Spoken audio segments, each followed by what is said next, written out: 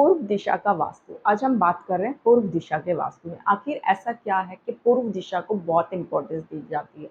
जैसा कि हमारे ग्रंथों में बताया ही गया है कि जो पूर्व की दिशा होती है वो इष्ट देवी देवताओं की दिशा होती है। यहाँ पर जो है देवी देवताओं को स्थान दिया जाता है और भगवान सूर्यदेव स्वयं यहाँ से प्रकट होते हैं। तो सभी पेड़ पौधे, जीव जंतु, मनुष्य इत्यादि जितना भी जीवन पर पृथ्वी पर वास होता है वो सभी जो है भगवान सूर्य देवता की वजह से ही होता है। अगर सूर्य देव अगर हमें अपना प्रकाश नहीं देंगे तो हमारा जीवन संभव नहीं है, ऐसा हमारे ग्रंथों में बताया है। तो अब हम बात करते हैं पूर्व दिशा के बारे में। आखिर क्यों जो है एक जब हम भूमि का निर्माण करते हैं तो पूर्व दिशा को बहुत इम्पोर्टेंस दी जाती है। वैसे तो हर दिशा की अलग-अलग इम्पोर्टेंस होती है, बट यहाँ पर बात हम पूर्व दिशा की कर रहे हैं।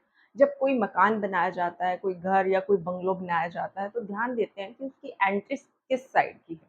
सपोज़ करिए कि अगर ईस्ट साइड की एंट्रेंस है, पूर्व दिशा की एंट्रेंस है, तो आपको क्या ध्यान रखना है? देखिए, सबसे पहली बात, तो यहाँ पर आर्यन देवता का निवास होता है, सूर्य देवता का और महेंद्र देवता का निवास होता है।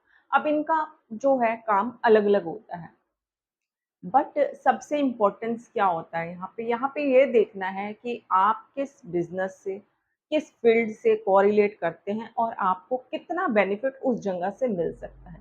कई बार पूर्व दिशा किसी-किसी इंसान के खिलाफ भी होती है, बट वो एक अलग मैटर है, वो हम आपको बाद में किसी अनदर वीडियो में बताएँगे। यहाँ पे हम क्योंकि प्रॉपर पूर्व दिशा की बात कर रहे हैं, एक ईस्ट एंट्रेंस की बात करने जा रहे हैं, तो ईस्ट एंट्रेंस सबसे इम्पोर्टेंस होता है। यदि किसी का मकान जो है ईस्ट एंट्रेंस फेसिंग में है और उसके घर का जो बाहर का एंट्रेंस पॉइंट जो होता है जहाँ से वो अपने घर में एंट्रेंस करता है, उस पर सबसे पहली चीज़ तो क्या होनी चाहिए कि वहाँ पर बहुत-बहुत भीड़-भाड़ नहीं होनी चाहिए, गंदगी नहीं होनी चाहिए और सेकंड थिंग डस्टबिन कभी भी वहाँ पर नहीं होना चाहिए, ये चीज़ बहुत इम्पोर्टेंट होती है। इसके अलावा पूर्व दिशा में आपको एक चीज़ और ध्यान रखनी है कि जितना हो सके अपने मेन गेट को ऐसे डेकोरेट करें कि उसपे ज़्यादा से ज़्यादा रोशनी आ सके।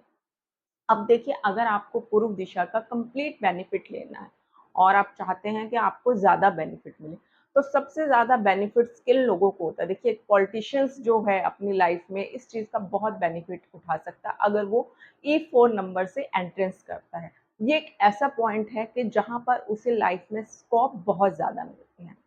सिमिलरली अगर कोई बिज़नेसमैन है तो उसके लिए भी ये एंट्रेंस पॉइंट बहुत अच्छा होता है। तो E4 एक ऐसा पॉइंट है जो एंट्रेंस के लिए मेन जाना जाता है। अब पूर्व दिशा के अंदर E1 से लेकर E8 तक जो पॉइंट आते हैं उन सब की अलग-अलग इम्पोर्टेंस है। बट हमेशा E1 पद को अवॉइड कीजिएगा। आप कोशिश कीजिएगा कि E1 पर एंट्रेंस कभी भी ना बनाएँ। और जब आप एंट्रेंस बना रहे होते हैं, तो सबसे पहले आप अपना जो है जो भी प्रॉपर्टी आपने ली है, उसका एक प्रॉपर रफ मैप रेडी करवाएँ आर्किटेक्ट से।